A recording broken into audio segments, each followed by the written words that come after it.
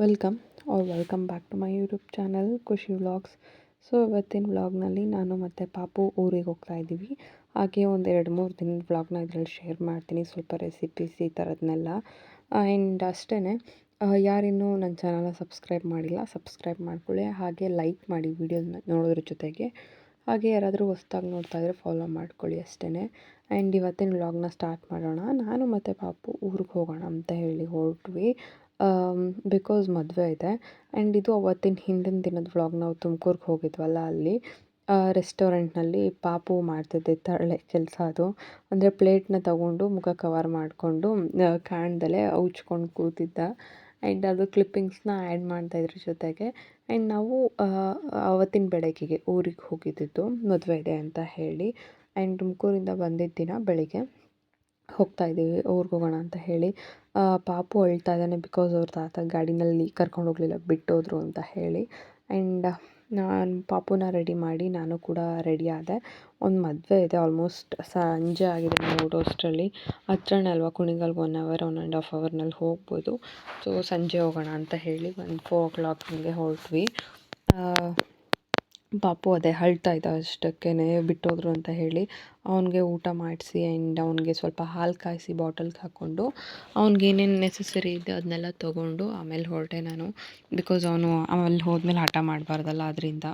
So ಮದುವೆ ಇದ್ದಿದ್ದು ಕುಣಿಗಲ್ನಲ್ಲೇ. ನಾನು ಪಾಪು ಕುಣಿಗಲ್ಲಿಗೆ ಬಂದ್ವಿ. ಆಲ್ಮೋಸ್ಟ್ ಒಂದು 6:30 ಆಗಿತ್ತು ನಾವು ಅಲ್ಲಿ ರೀಚ್ ಆಗೋ ಅಷ್ಟರಲ್ಲಿ. ಸೊ ಅಪ್ಪ ಅಮ್ಮ ಬರೋವರೆಗೂ ಇಲ್ಲಿ ವೆಯ್ಟ್ ಮಾಡೋಣ ಅಂತ ಹೇಳಿ ಒಂದು ಕಡೆ ರೆಸ್ಟೋರೆಂಟ್ ಥರ ಇದೆ, ಅಂದರೆ ಬಸ್ ಸ್ಟಾಪ್ ಹತ್ರ ಜ್ಯೂಸ್ ಅಂತ ಹೇಳಿದೆ ಕುಣಿಗಲ್ನಲ್ಲಿ.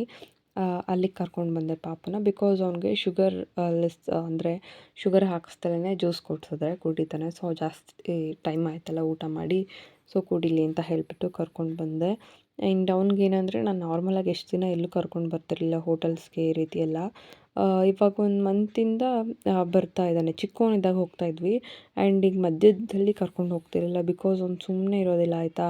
ಅಳೋದು ಆ್ಯಂಡ್ ಎಳ್ದಾಡೋದು ಈ ರೀತಿ ಮಾಡ್ತಾ ಇದ್ದ. ಆ್ಯಂಡ್ ನನಗೆ ಅಂತ ಹೇಳಿ ಸ್ವಲ್ಪ ಫ್ರೆಂಚ್ ಫ್ರೈಸ್ ಆರ್ಡರ್ ಮಾಡಿದ್ದೆ. ಅವನೇನಂದರೆ ಹೊಸ್ದಾಗಿ ಕಾಣಿಸ್ತಲ್ಲ, ಸೊ ನನಗೂ ಕೊಡು ಅಂತ ಹೇಳಿ ತೊಗೊಂಡು 1-2 ಸಲ ತಿಂದ. ಸೊ 1-2 ಪೀಸೆಲ್ಲ ಹೋಗಲಿ ಅಂತ ಕೊಟ್ಟೆ. ಸುಮ್ಮನೆ ಇರಿಟೇಟ್ ಆಗ್ತಾನೆ, ಅಳ್ತಾ ಇರ್ತಾನೆ ಅಂತ ಹೇಳಿ.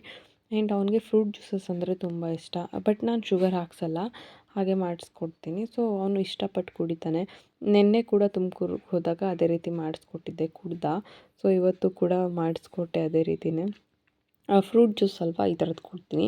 ನಾನು ನಾರ್ಮಲಾಗಿ ಪ್ಯಾಕ್ಡ್ ಒಂದು ಬರುತ್ತಲ್ಲ, ಆ ಥರದ್ದೆಲ್ಲ ಕೊಡಲ್ಲ. ಅವ್ನು ಈ ರೀತಿ ಇದೇ ಕೆಲಸ, ಹೆಂಗೆಲ್ಲಾದರೂ ಕರ್ಕೊಂಡೋದ್ರೆ ಎಲ್ಲ ಎಕ್ಸ್ಪ್ಲೋರ್ ಮಾಡೋದು, ಎಲ್ಲ ಎಳಿಯೋದು ಈ ರೀತಿ ಮಾಡ್ತಾ ಇರ್ತಾನೆ. ಅದರಿಂದ ಎಲ್ಲೂ ಕರ್ಕೊಂಡು ಹೋಗಲ್ಲ ಅಷ್ಟೇ. ಎಲ್ಲೂ ಅಂದರೆ ಹೋಟೆಲ್ಸ್ಗೆ ಈ ರೀತಿ ಎಲ್ಲ.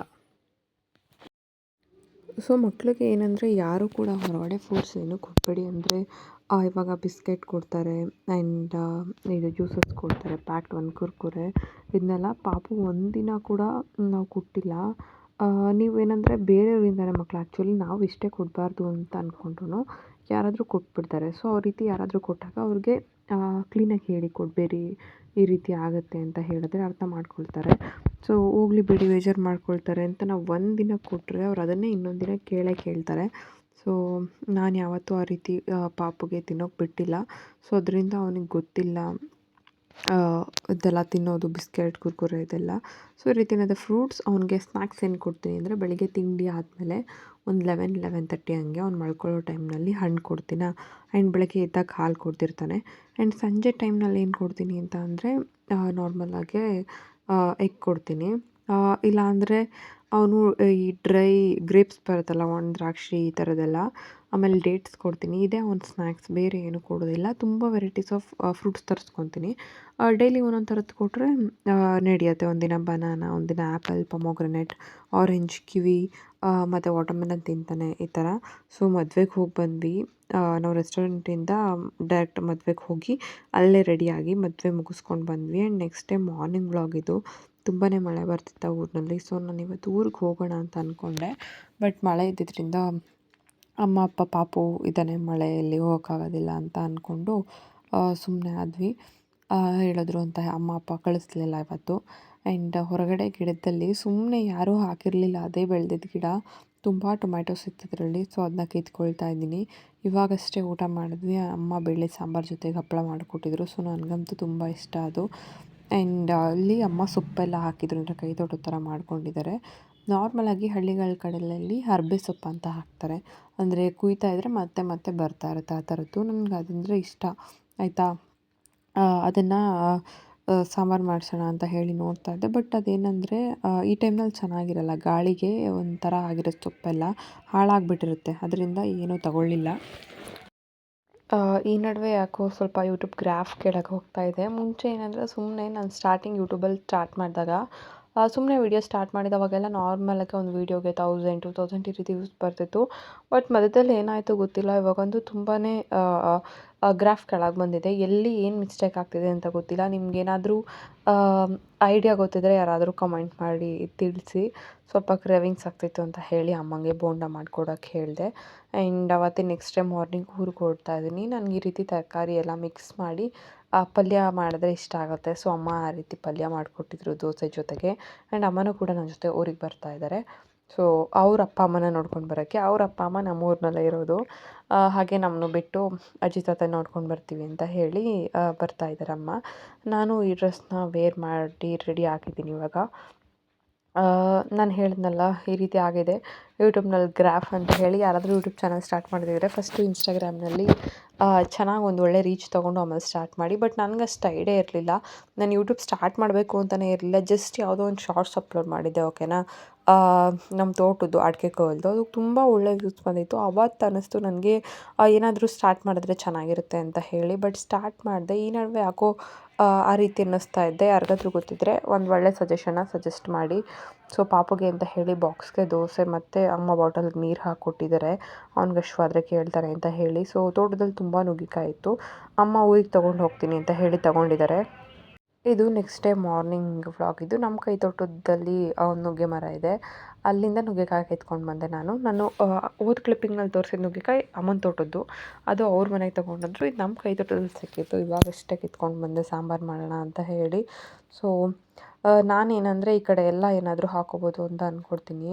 ಬಟ್ ಏನಂದರೆ ಅಲ್ಲಿ ಹುಣಸೆ ಹಣ್ಣಿನ ಮರಗಳಿದ್ದಾವೆ, ಅದ್ರ ಕೆಳಗಡೆ ನಾರ್ಮಲಾಗಿ ಏನೂ ಬೆಳೆಯಲ್ಲ ಅಂತ ಹೇಳ್ತಾರೆ. ಅದರಿಂದ ನಾನು ಅಲ್ಲೇನೂ ಹಾಕಿಲ್ಲ, ಬರೀ ಇಷ್ಟರಲ್ಲಿ ಮಾತ್ರ ಹಾಕಿದ್ದೀನಿ. ಇಷ್ಟರಲ್ಲೇ ನನಗೆ ಅಷ್ಟೆಲ್ಲ ಲೈಕ್ ಸೊಪ್ಪುಗಳು, ಬೆಂಡೆಕಾಯಿ ಆ್ಯಂಡ್ ಮೂಲಂಗಿ, ಗೋರಿಕಾಯಿ ಇದೆಲ್ಲ ಸಿಗುತ್ತೆ.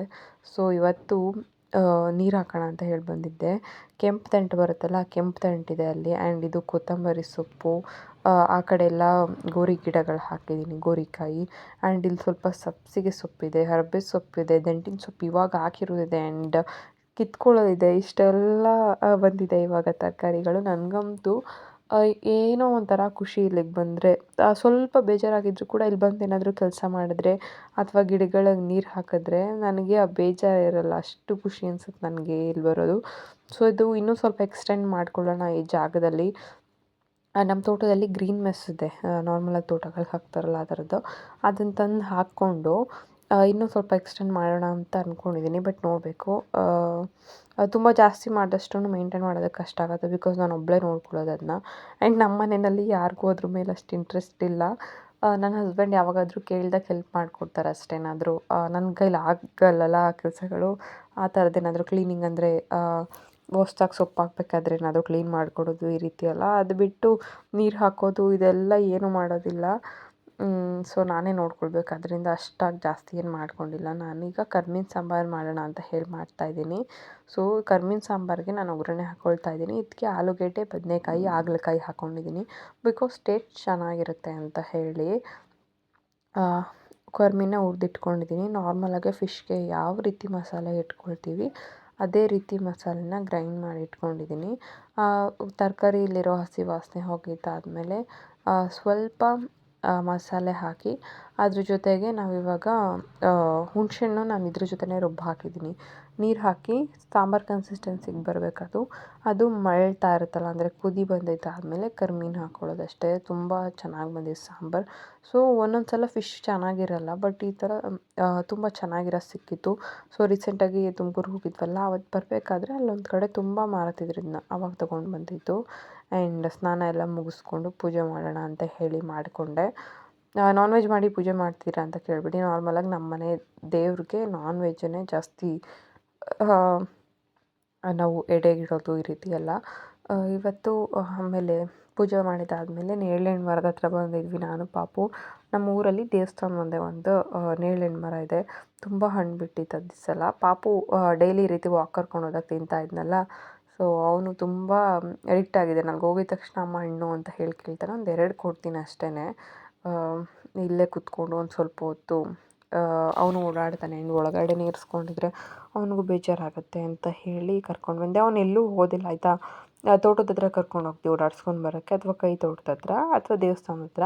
ಆ್ಯಂಡ್ ನಮ್ಮನೆ ಅಂದರೆ ಪಾಪು ಕಸಿನ್ ಇದ್ದಾಳೆ, ಅವನಿಗೂ ಮತ್ತು ಇವಳಿಗೆ ಒಂದು 15 ಡೇಸ್ ಅಷ್ಟು ಡಿಫ್ರೆನ್ಸ್. ಅವಳ ಜೊತೆ ಆಟ ಆಡ್ಕೊಳ್ತಾನೆ ಒಂದು ಸ್ವಲ್ಪ ಹೊತ್ತು, ಅಷ್ಟು ಬಿಟ್ಟು ಬೇರೆ ಎಲ್ಲೂ ಕರ್ಕೊಂಡು ಹೋಗೋದಿಲ್ಲ. ಅವನಿಗೂ ಬೇಜಾರಾಗುತ್ತೆ ಮನೆಯಲ್ಲೇ ಇದ್ದರೆ ಅಂತ ಹೇಳಿ ಈ ರೀತಿ ಮಾಡಿದೆ. ಆ್ಯಂಡ್ ಇಲ್ಲೊಂದು ರೆಸಿಪಿ ತೋರಿಸ್ತಾ ಇದ್ದೀನಿ ನಾನು. ಹೆಸ್ರು ಕಾಳನ್ನ ಬೇಯಿಸ್ಕೊಂಡು ಒಂದು ಪಲ್ಯ ಮಾಡ್ಬೋದು. ಹೆಸ್ರು ಕಾಳು ದಾಲ್ ತಡ್ಕ ಥರ ಚೆನ್ನಾಗಿರುತ್ತೆ, ಒಂಥರ ಟೇಸ್ಟ್ ಡಿಫ್ರೆಂಟಾಗಿರುತ್ತೆ.